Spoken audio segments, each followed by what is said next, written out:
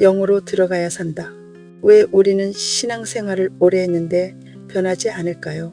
왜 기도하고 말씀 듣고 은사도 경험했는데 삶은 여전히 그대로일까요? 성경은 분명히 말합니다. 우리의 씨름은 혈과 육에 대한 것이 아니요 즉 정사와 권세와 이 어두움의 세상 주관자들과 하늘에 있는 악한 영들에게 대항이라고 말씀합니다. 그러나 우리는 지금까지 보이는 것과만 씨름하며 왔습니다.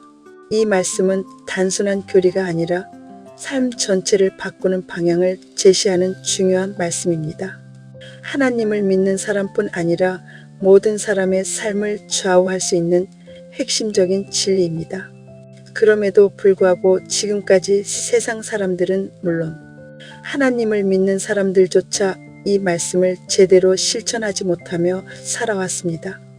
그 결과 우리는 하나님을 온전히 닮지 못했고 악은 점점 더 창궐하게 되었으며 결국 참이 아닌 것들이 세상을 지배하려는 상황에 이르게 되었습니다. 왜 이렇게 되었을까요?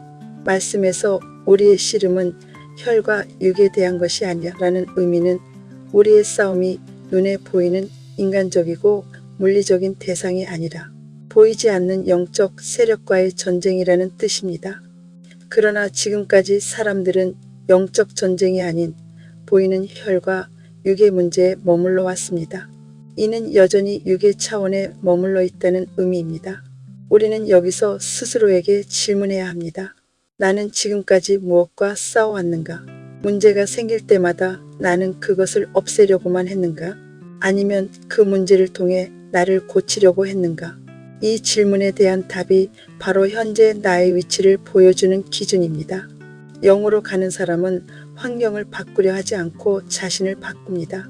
육에 머무는 사람은 자신은 그대로 둔 채 환경만 바뀌기를 원합니다.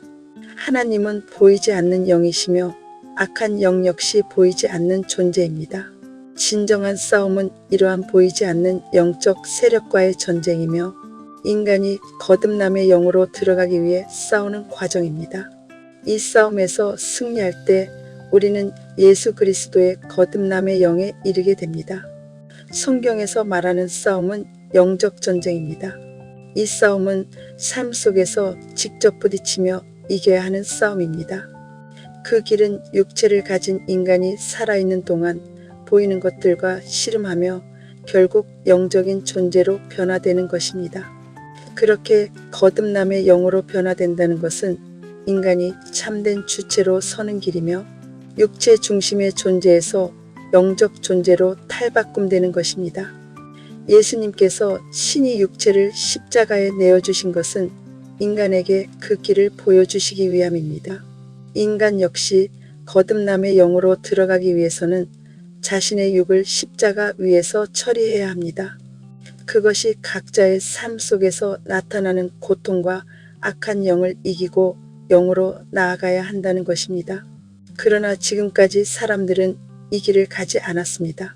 눈에 보기 좋은 것은 취하고 힘들고 고통스러운 것은 피하며 살아왔습니다. 보이는 것을 더 좋게 만들기 위해 끊임없이 노력해왔고 문제나 고통이 오면 그것을 제거하거나 회피하는 데 급급했습니다. 그리고 환경이 좋아지기를, 마음의 평안을 주시기를, 염려를 맡기기를, 성령의 능력으로 살기를 외쳐왔습니다. 이러한 모습은 무엇을 의미할까요? 그 길은 결코 자신이 주체가 되는 길이 아닙니다.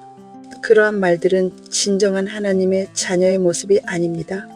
하나님의 자녀라면 이미 거듭난 영으로 변화되었을 것이며 하나님을 닮아 자연스럽게 평강 가운데 살아가게 됩니다.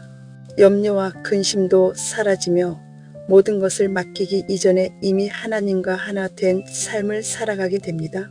세상의 이치도 마찬가지입니다. 자식은 어릴 때 부모에게 의지하지만 성장하면 스스로 살아갑니다. 잘 성장한 자녀는 오히려 부모를 돌보게 됩니다. 그러나 하나님을 믿는다고 말하는 많은 사람들은 여전히 하나님께 의존하며 구걸하는 모습에 머물러 있습니다. 또한 많은 사람들이 영의 세계에 대해 오해해왔습니다. 하나님은 보이지 않는 분이기에 처음에는 육으로 하나님을 느끼게 됩니다. 찬양이나 기도 중에 느껴지는 감동, 환상, 예언 등 다양한 체험들이 있습니다. 사람들은 이를 은사라고 부르며 귀하게 여깁니다. 그러나 이러한 것들은 모두 육체에서 일어나는 현상입니다. 참과 비슷하게 보일 수는 있지만 그것이 곧 참은 아닙니다. 이러한 체험은 육체를 넘어서지 못하고 마음 깊은 곳으로 들어가지 못합니다. 오직 삶 속에서 고통과 싸우며 악한 영을 이길 때에만 진정한 변화가 일어납니다.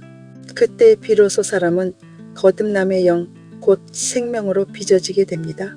지금까지 사람들이 하나님을 제대로 닮지 못한 가장 큰 이유는 은사를 생명으로 착각했기 때문입니다.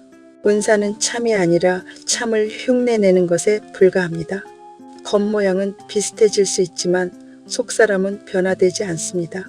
지식 또한 마찬가지입니다. 지식 역시 육체에 속한 것으로 참이 될 수 없습니다. 강단에서 전해지는 말씀 역시 은사나 지식으로 전달될 때는 사람을 변화시킬 수 없습니다. 그러나 대부분의 사람들은 은사와 생명을 구분하지 못하고 있습니다. 이는 오늘날 세상의 모습이 그 증거입니다. 인간은 보이는 환경을 통해 자신을 변화시키고 영으로 나아가야 합니다. 그러나 사람들은 자신이 변해야 한다는 사실을 외면한 채 환경이 변하기만을 바랐습니다. 그 결과 악한 영을 온전히 이기지 못했고 하나님을 닮는 길에서도 벗어나게 되었습니다. 영의 세계는 보이지 않는 세계입니다. 그러나 분명 존재합니다. 인간이 나아가야 할 곳은 하나님의 영의 세계입니다. 이를 위해서는 육의 차원에서 영의 차원으로 변화되어야 합니다. 이 과정에서 가장 어려운 것은 악한 영을 이기는 것입니다. 악한 영은 우리의 삶 속 환경을 통해 나타납니다. 우리는 그 환경 속에서 싸워 이겨야 합니다. 그 피하거나 기도로만 해결되는 것이 아니라 실제 삶 속에서 몸으로 부딪히며 이겨내야 하는 싸움입니다. 이러한 과정을 통해서만 인간은 점진적으로 하나님의 영의 차원으로 나아갈 수 있습니다. 이제 우리는 무엇을 해야 할까요? 지금까지 의지해왔던 은사, 기복적인 기도, 지식 중심의 신앙에서 벗어나야 합니다. 문제가 올 때 그것을 피하지 말고 정면으로 마주해야 합니다. 그리고 그 문제 속에서 자신의 결핍을 발견하고 고쳐나가야 합니다. 첫째, 문제가 생겼을 때 원인을 외부에서 찾지 말고 나의 결핍을 찾아야 합니다. 둘째, 피하고 싶고 힘든 상황일수록 그 안에 들어가 끝까지 버텨야 합니다. 셋째, 반복되는 문제는 반드시 고쳐야 할 자신의 본질적인 결핍이라는 사실을 인정해야 합니다. 이 과정을 반복하다 보면 어느 순간 이전과 같은 상황에서도 흔들리지 않는 자신을 발견하게 됩니다. 그때 비로소 영이 자라기 시작한 것입니다. 진짜 변화는 환경이 바뀌는 것이 아닙니다. 내가 바뀌는 것입니다. 참된 기도는 따로 있는 것이 아닙니다. 삶 자체가 하나님과 함께하는 기도입니다. 하나님은 언제 어디서나 우리와 함께 하십니다. 문제는 하나님을 닮지 못한 자신의 모습에서 비롯된다는 사실을 깨닫고 그 문제를 통해 자신을 변화시켜야 합니다. 이제라도 늦지 않았습니다. 하지만 세상에 거저되는 것은 없습니다. 이제는 방향을 바꿔야 합니다. 잘못된 길을 멈추고 하나씩 바로잡아 나가야 합니다. 그 길이 바로 참된 길이며 거듭남의 영으로 들어가는 길입니다. 그 길을 갈 때 우리는 세상을 덮고 있는 거짓과 악한 영을 이길 수 있습니다.